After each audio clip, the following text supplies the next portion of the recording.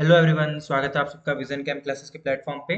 और पिछली बार जैसे सेकंड ग्रेड में आप लोगों ने देखा होगा, जब हम लोग मैराथन क्लास लेके आए थे लास्ट में, तो एटलीस्ट आपके 20 क्वेश्चंस हमारे मैराथन क्लास में से आए थे। ठीक है, तो इसी तरह हम लोग फर्स्ट ग्रेड की भी लेके आए हैं महा मैराथन क्लासेस। 3 क्लासेस रहेगी आपकी पोस्ट ग्रेजुएट लेवल पे, 3 क्लासेस रहेगी आपकी अंडर ग्रेजुएट, और 3 क्लासेस सीनियर सेकंड लेवल पे। अब 3 क्लासेस कैसे है, मतलब एक रहेगी आपकी इनऑर्गेनिक की, एक ऑर्गेनिक की और एक फिजिकल की। ठीक है, हम लोग यहाँ पे थ्योरी भी डिस्कस करेंगे कि कहाँ से क्वेश्चन पूछ सकता है, और आपके क्वेश्चंस भी हम लोग यहाँ पे डिस्कस करेंगे। ठीक है, तो चलिए बिना किसी देरी के स्टार्ट करते हैं। आज पहली क्लास पोस्ट ग्रेजुएट लेवल की है, और हम लोगों ने लिया है सबसे पहले इनऑर्गेनिक। क्या लिया सबसे पहले? इनऑर्गेनिक। ठीक है, 2 क्वेश्चन या 3 क्वेश्चन जनरली इस वाले टॉपिक से आपको देखने को मिलेंगे। तो 2 टॉपिक दे रखे हैं आपके पीजी लेवल पे। एक दे रखा है, एक तो ओएमसी, और दूसरा दे रखा है मॉलिक्यूलर ऑर्बिटल थ्योरी, या फिर MOT of poly atomic molecules. ठीक है, सबसे पहले एमओटी की बात करेंगे। तो देखिए, linear combination of atomic orbitals में से एक क्वेश्चन बन सकता है। ठीक है, देखिए सबसे पहले सिग्मा ऑर्बिटल कैसे बनता है। देखिए, अगर सेम पॉजिटिव पॉजिटिव ओवरलैप होता है तो उसको हम बोलते हैं बॉन्डिंग, और अगर प्लस और माइनस अपोजिट होता है उसको बोलते हैं हम एंटी बॉन्डिंग। ठीक है, ऐसे ऑर्बिटल के ओवरलैप से क्या मिलता है आपका? सिग्मा। अब देखिए, ये जी का मतलब क्या है यहाँ पे? जी रेड। क्या है? जी रेड। और यहाँ पे यू का मतलब है आपका अनजी रेड। ठीक है, जेड का मतलब क्या है कि आप अगर इस डायरेक्शन में जाते हैं तो वही चार्ज मिलेगा जो अपोजिट डायरेक्शन में जाता है। जैसे पॉजिटिव है, पूरा ही पॉजिटिव है। अब देखिए, यहाँ से अगर इसमें डायरेक्शन में जाता हूँ तो यहाँ पे क्या है आपका? पॉजिटिव ओवरलैप है, और अपोजिट साइड में जाता हूँ तो नेगेटिव ओवरलैप है। दोनों क्या है आपके? डिफरेंट है। और अगर डिफरेंट आते हैं तो उसको बोलते हैं आप अनजीरेड। इसका मतलब है जो आपका सिग्मा एंटी बॉन्डिंग ऑर्बिटल है वो क्या होता है आपका? जीरेड होता है, और सिग्मा बॉन्डिंग ऑर्बिटल क्या होता है आपका? जीरेड होता है। ठीक है, तो क्वेश्चन पूछ सकता है which of the following orbitals are gerade in nature. तो आपको पता होना चाहिए कि सिग्मा बॉन्डिंग जो है जीरेड है, सिग्मा एंटी बॉन्डिंग अनजीरेड है। ठीक है, ये बात करी थी हमने एसएस कॉम्बिनेशन की। वैसे ही बात करें हम एसपी कॉम्बिनेशन की तो सेम है। क्या मिल रहा है? सिग्मा बॉन्डिंग ओवरलैप और सिग्मा एंटी बॉन्डिंग ओवरलैप। ठीक है, आपको दो चीजें रखनी है कि सिग्मा एंटी बॉन्डिंग अनजीरेड होता है, सिग्मा बॉन्डिंग जीरेड होता है। ठीक है, पाई की बात करें हम, पाई ऑर्बिटल की, तो देखिए यहाँ पे पी वाई अगर ओवरलैप करते हैं, ऊपर क्या है, यहाँ से देखिए आप ऊपर जाने पे कौन सा आपका लोब आ रहा है? पॉजिटिव। और नीचे जाने पे कौन सा लोब आ रहा है? नेगेटिव। और कौन सा है ये आपका? सेम सेम है, तो पाई बॉन्डिंग। तो पाई बॉन्डिंग जो हो गया वो क्या हो गया आपका? Ungeared in nature. क्या हो गया यहाँ पे? पाई बॉन्डिंग क्या है आपका? अनजीरेड। लेकिन अगर पाई एंटी बॉन्डिंग की बात करें तो देखिए, अपोजिट डायरेक्शन में जाएंगे पॉजिटिव, अपोजिट में जाएंगे पॉजिटिव, इसमें जा रहा है नेगेटिव, इसमें जा रहा है नेगेटिव, मतलब ये आई सेंटर ऑफ सिमेट्री। सेंटर से अगर आप अपोजिट साइड जाते हैं और सेम ओवरलैप या सेम लोब आता है तो उसको हम बोलते हैं जीरेड। तो आपका जो पाई एंटी बॉन्डिंग ऑर्बिटल है वो क्या है आपका? Geared in nature. इंपॉर्टेंट है, 4 चीज याद रखनी है। तो देखिए क्वेश्चन कैसे बनेगा, विच of the following pair is geared in nature. तो अभी आपने देखा जीरेड कौन कौन से आपके? पाई एंटी बॉन्डिंग जीरेड है, और एक सिग्मा। तो sigma and pi bonding, pi anti bonding are gerade in nature, तो क्या हो जाएगा आपका? Option number B. ठीक है, इस टाइप क्वेश्चन पूछ सकता है। सेकंड क्वेश्चन पूछ सकता है नंबर ऑफ नोड्स। किसके ऊपर? नंबर ऑफ नोड्स के ऊपर क्वेश्चन देगा। पी वाई अगर बॉन्डिंग ओवरलैप करते हैं तो कितने नंबर ऑफ नोड्स आएंगे? तो कितने आ गए आपके? एक। अगर एंटी बॉन्डिंग करते हैं तो कितने आ गए आपके? दो। ठीक है, इस टाइप से भी क्वेश्चन जो एग्जामिनर है वो पुट कर सकता है इस लीनियर कॉम्बिनेशन से। ठीक है, चलिए नेक्स्ट देखें। एक स्टेटमेंट टाइप क्वेश्चन बन सकता है किससे? रूल्स से। For linear combination of atomic orbitals, मतलब दो एटॉमिक ऑर्बिटल्स है, अगर वो कॉम्बाइन करते हैं तो आपके क्या रूल्स हैं, जनरली क्या फॉलो होना चाहिए? तो पहला है मस्ट बी रफली ऑफ द सेम एनर्जी। तो जो दोनों एटॉमिक ऑर्बिटल्स है वो क्या होने चाहिए आपके? सेम एनर्जी के होने चाहिए। ठीक है, must overlap one another as much as possible. आप सबने पढ़ा है, जितना अच्छा ओवरलैप होता है उतना ज्यादा क्या अच्छा स्ट्रॉन्ग बॉन्डिंग होती है। तो जो आपके दो एटॉमिक ऑर्बिटल्स है वो क्या होने चाहिए? जितना हो सके उतना ज्यादा क्या होना चाहिए? उनके बीच में ओवरलैप होना चाहिए। ये क्या आपका सेकंड पॉइंट, ये first point. In order to produce bonding and anti-bonding MOs, either the symmetry of two atomic orbitals must remain unchanged when rotated about the internuclear line, or both atomic orbitals must change symmetry in an identical manner.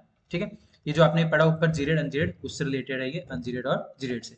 तो तीनों ही rule आपको याद रखना है। ये है आपके जेडली से, और आपको पता है जेडली आरपीएससी प्रेफर करती है। तो देखिए, ये एटॉमिक ऑर्बिटल मस्ट बी रफली of the same energy, must overlap, और लास्ट पॉइंट तो क्या होगा आपका number option number fourth, all of the of are correct. ठीक है, तो ये कुछ 3 रूल्स है जो आपको याद रखने हैं। एक क्वेश्चन आरपीएससी का फेवरेट है, डेफिनेटली पूछती है, हमेशा देखा है आपने, linear combination of atomic orbitals in hybridization. ये आपको लर्न ही करने पड़ेंगे, इसका कोई तोड़ नहीं है कि आपको मिल जाए। तो ये एसपी हाइब्रिडाइजेशन के लिए है, ये sp2 के लिए है, नीचे फिर sp3 के लिए है। ये क्वेश्चन पूछ चुका है आरपीएससी। ठीक है, sp3 के लिए which of the following representation incorrect for linear combination of atomic orbitals for sp3 hybridization. अगर आपको चारों याद होंगे तभी आप क्या कर पाएंगे, इसमें से छांट पाएंगे। ठीक है, ये sp3d का हम लोगों ने इस बार ऐड कर दिया है। क्या पता आरपीएससी अपना लेवल बढ़ा रही है तो इस बार sp3d का पूछ ले। तो आपको ये पांचों जो हाइब्रिडाइजेशन है, लीनियर कॉम्बिनेशन है, इनको आपको याद करना है, वेरी इंपॉर्टेंट। ठीक है, एक क्वेश्चन आरपीएससी हमेशा पूछ चुकी है इस वाले टॉपिक्स, इसलिए। नेक्स्ट देखें, इससे भी आरपीएससी एक क्वेश्चन जनरली पूछ चुकी है। देखिए, दो क्वेश्चन पूछ चुकी है अभी तक। BH3 के लिए उसने पूछा था कि पॉइंट ग्रुप क्या होता है, तो पॉइंट ग्रुप क्या है इसका, D3H।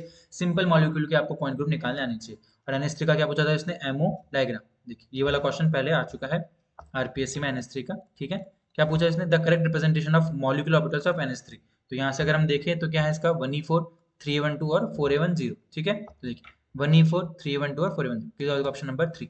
तो इस बार CH4 और BH3 का पूछ सकती है, तो ये हमने यहाँ पे दे दिया आपको थ्योरी। ये BH3 का है और ये CH4 का है, तीनों क्या है यहाँ पे, वेरी इंपॉर्टेंट। ठीक है, चलिए नेक्स्ट देखते हैं एनो मॉलिक्यूल का MO diagram. RPSC assistant professor और न जाने सारे एग्जाम्स में पूछ चुका है, तो क्या पता इस बार आपके आरपीएससी फर्स्ट ग्रेड में पूछ ले।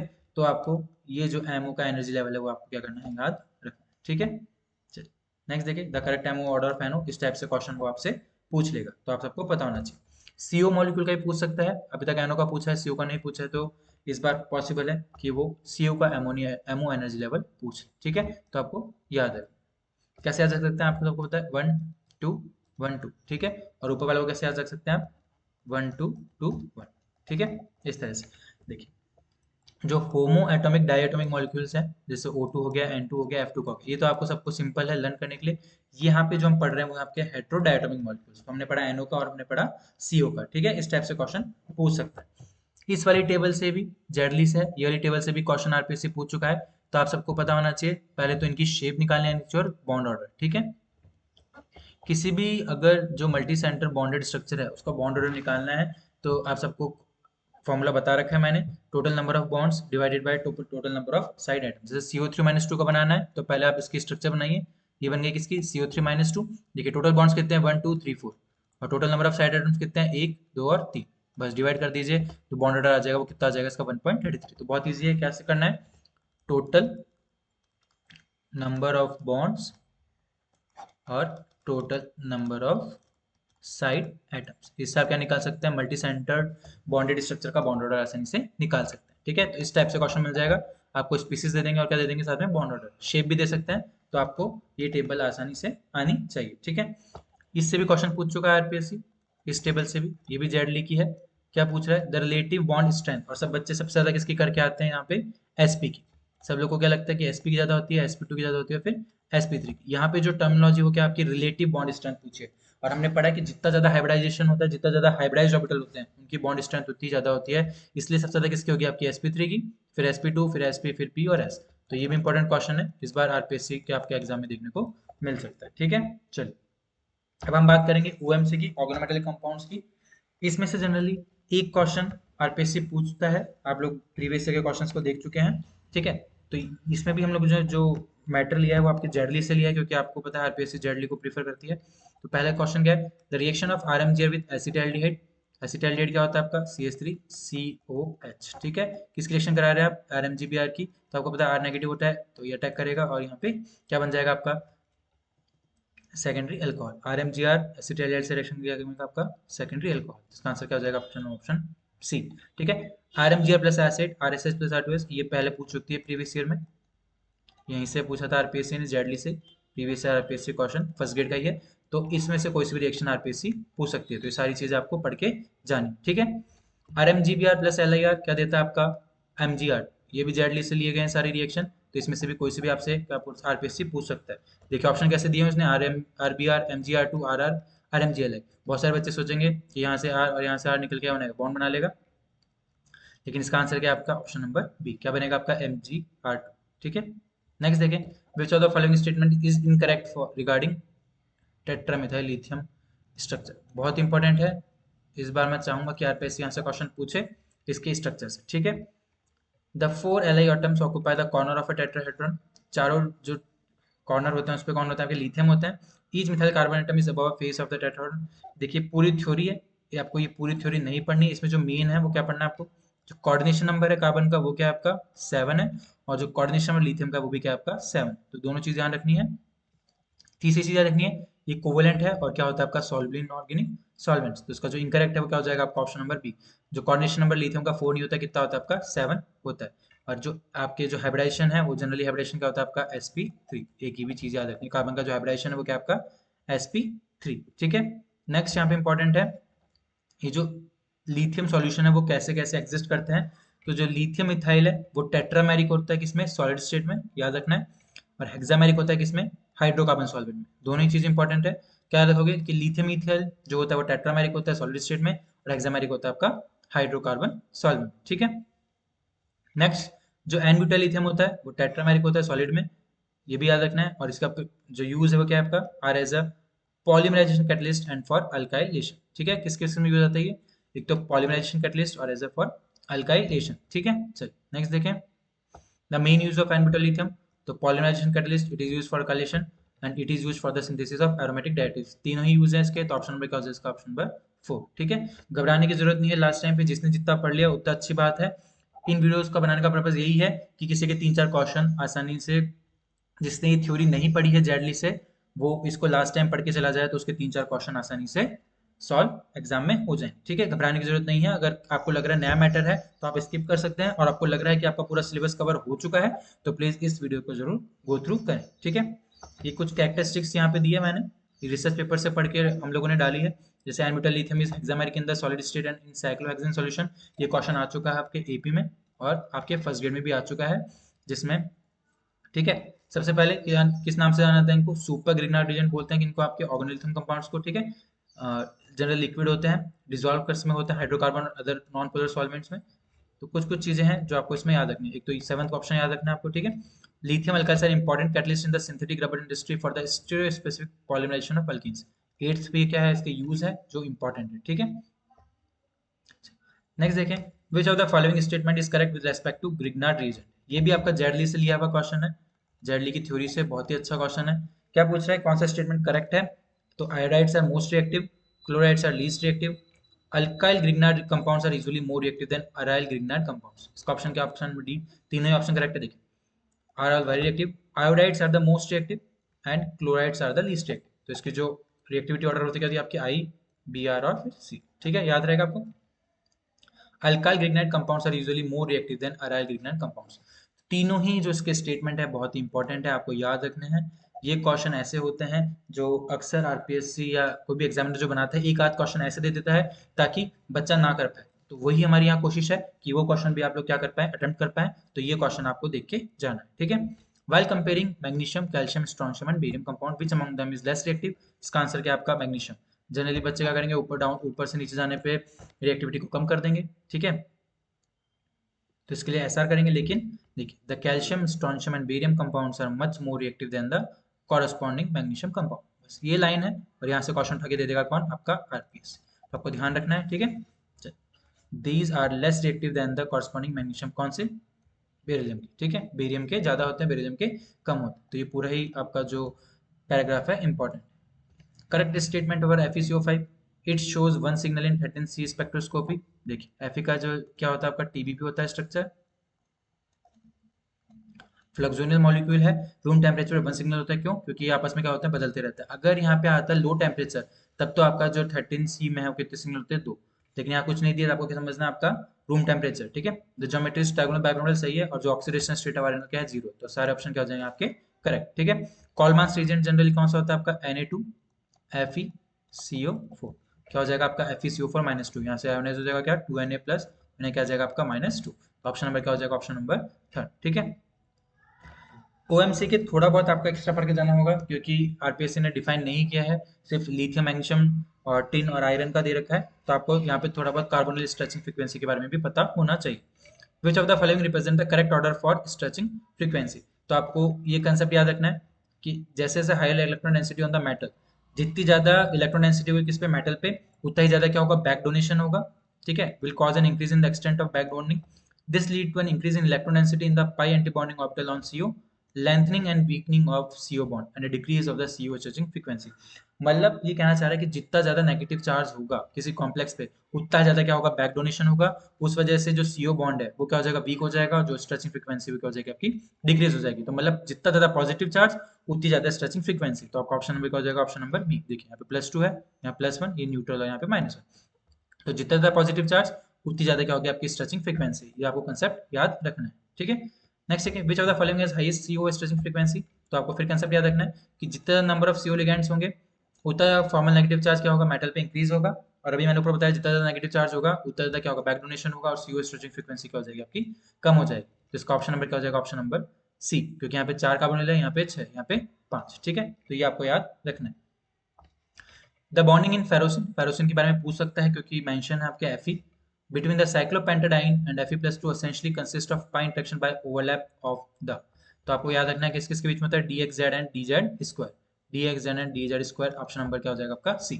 तो ये कुछ चीजें हैं फेरोसिन के बारे में जो आपको याद रखनी। दो इंपॉर्टेंट है कौन सी आपकी, एक तो कि जो बॉन्डिंग है बिटवीन साइक्लोपेंटाडाइन और Fe+2 किस किस के बीच में होती है आपकी dxz और dz स्क्वायर, और अगर इसको ऑक्सीडाइज करते हैं हम किससे Ag+ या फिर डाइल्यूट HNO3 से तो आपको क्या मिलता है पैरामैग्नेटिक फेरोसिनियम आयन, जिसमें Fe की ऑक्सीडेशन स्टेट कितनी होती है +3। दो चीजें रखनी है आपको कि पैरामैग्नेटिक होता है और जो Fe की ऑक्सीडेशन स्टेट हो क्या जाती है +3, क्या बन जाता है कलर क्या हो जाता है इसका ब्लू ग्रीन, ठीक है। ये कुछ रिएक्शंस है जो आपको देखनी है। देखिए नेक्स्ट है आपका कार्बोनिल के स्ट्रक्चर्स हैं। पहला क्या आपका FeCO5, ये आप सब पढ़ चुके हैं, सिंपल सा TBB। दूसरा क्या आपका Fe2CO9, ठीक है। ये सब किससे लिए गए आपके जर्ली से। तो हमारे पास प्रूफ रहेगा अगर आरपीएससी कोई भी में से क्वेश्चन पूछती है। अब देखिए आरपीएससी ने असिस्टेंट प्रोफेसर 2020 में Fe2CO9 में मेटल मेटल बॉन्ड पूछा था, और उसमें जो करेक्ट आंसर माना था वो क्या माना था आपका 0, लेकिन जेडली में साफ साफ दे रखा है कि कितना मेटल मेटल बॉन्ड है 1।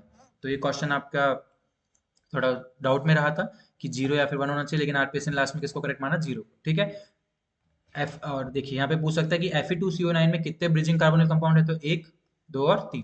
तो Fe2CO9 में कितने ब्रिजिंग कार्बोनिल है 3। और वहीं अगर हम बात करें Fe3CO12, ठीक है, तो यहाँ पे कितने ब्रिजिंग कार्बोनिल कंपाउंड है आपके 2, कितने हैं 2, और मेटल मेटल बॉन्ड कितने हैं 1, 2 और 3। तो मेटल मेटल बॉन्ड कितने हो जाएंगे यहाँ पे टोटल 3, और ब्रिजिंग कार्बोनिल कितने हो गए आपके 2, ठीक है। तो ये दो चीज आपको याद रखनी है किसके लिए, Fe2CO9 और Fe3CO12।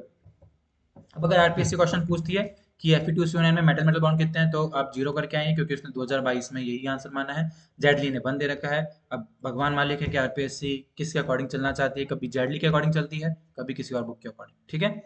नेक्स्ट देखिए हम, ये जो स्ट्रक्चर है डी वाला, ये किसका है आपका OH2CO9 का। यहाँ पे क्या है आपके एक ब्रिजिंग कार्बोनिल है और कितने मेटल मेटल बॉन्ड है, एक, ठीक है, इसको भी याद रखना है।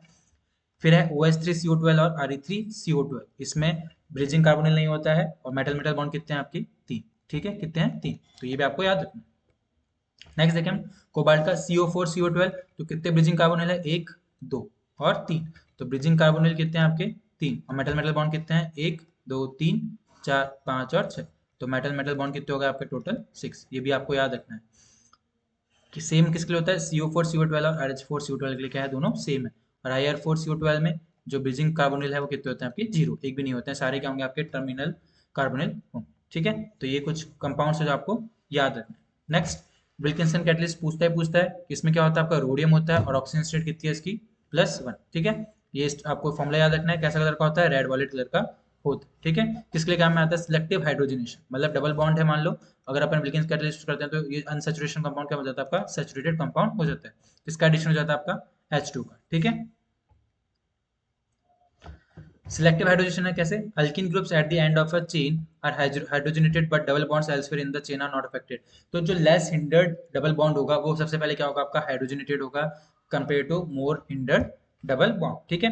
एक क्वेश्चन यहाँ से पूछ सकता है कि बसकास कंपाउंड का फॉर्मूला पूछ सकता है, तो आपको याद रखना क्या है आपका ट्रांस IRCl COPPH3 ट्वाइस, ठीक है।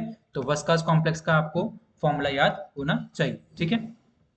चलिए जी से सॉल्ट कितनी बार ना जाने कितनी बार क्वेश्चन पूछा है, तो क्या होता है आपका स्क्वायर स्ट्रक्चर होता है पीटी होता है, और किस ऑक्सीजन स्टेट में होता है +2 ऑक्सीडेशन स्टेट में होता है, कौन जी सॉल्ट, ठीक है। ये कुछ कैटलिस्ट है, देखिए पहला विल्किंसन कैटलिस्ट है, किसमें यूज में आता है आपका हाइड्रोजनेशन में। CO2 किसमें काम में आता है आपका हाइड्रोफॉर्मेलेशन में। RHCO2I2- किसमें काम आता है आपका मिथेनॉल कार्बोनिलेशन में। IRCO2I2- किसमें काम आता है ये भी इसमें ही। और ये आपका क्या ग्रब्स कैटलिस्ट जो किसमें काम आता है आपका मेटाथेसिस रिएक्शन। तो आपको डरना नहीं है, कुछ चीजें हम लोगों ने यहाँ पे एक्स्ट्रा डाली है, ताकि अभी भी मेरा वही मोटिव है कि आरपीएससी अगर जनरली जेडली को प्रेफर करती है, तो अगर एग्जामिनर की नज़र पड़ गई और उसने पीजी लेवल का टॉपिक दे रखा है तो जनरली वो हाई लेवल का ही पूछेगा। तो आपको घबराना नहीं है कि लास्ट टाइम पे आपने ये नहीं पढ़ा वो नहीं पढ़ा, जितना मैंने इस वीडियो में दिया है आपको या पीडीएफ भी मैं शेयर कर दूंगा, तो आपको उतना लास्ट टाइम पे हल्का सा रिवीजन करके जाना है, ठीक है। ये एक मेटालोसिन का मैंने डाला है, इसमें जनरली वो नंबर ऑफ अनपेड इलेक्ट्रॉन्स पूछ लेता है। जैसे अपन ने फेरोसिन के लिए पढ़ा है, तो ये डायमैग्नेटिक होता है, नंबर ऑफ अनपेड इलेक्ट्रॉन्स कितने हो गए इसमें, 0। किस कलर का आपका होता है, ऑरेंज कलर का। तो आपको सिर्फ इसमें देखना है कि जो मेटलोसिन है, ठीक है, वो पैरामैग्नेटिक है या डायमैग्नेटिक है, और आपको पढ़ना है कि कितने नंबर ऑफ अनपेड इलेक्ट्रॉन्स हैं, ठीक है। और अगर अगर आपका लर्निंग पावर ज्यादा है तो आप प्लीज कलर भी याद कर लीजिए, ठीक है। तो 3 चीज याद करनी है आपको, colour, number of unpaired electrons और कंपाउंड, ठीक है। ये सिर्फ सेफ साइड के लिए है, नहीं पढ़ोगे तो कोई कुछ बात नहीं है, लेकिन आरपीएससी अपना लेवल अप कर रही है, तो इस लेवल के क्वेश्चन भी वो पूछ सकते हैं। क्योंकि इस बार जो एपी का पेपर हुआ था उसमें उसने काफी अच्छे नेट लेवल के क्वेश्चन पूछे थे पेपर सेकंड में। तो आरपीएससी इस बार फर्स्ट ग्रेड के जो पेपर बनाएगी जनरली, तो कुछ क्वेश्चंस ऐसे डाल सकती है जो आपके हाई लेवल के हो, ठीक है। तो ये पूरी कहानी थी आपकी किसकी, पीजी लेवल में, जिसमें आपके 2 टॉपिक है, ओएमसी और एमओटी। 2 टॉपिक है कौन से, ओएमसी एंड एमओटी, ठीक है। तो इस क्लास को आप जरूर देखें, और किसी भी क्वेश्चन में या फिर किसी भी चीज को लेकर डाउट हो तो प्लीज कमेंट सेक्शन में कमेंट करके जरूर पूछें। Thank you.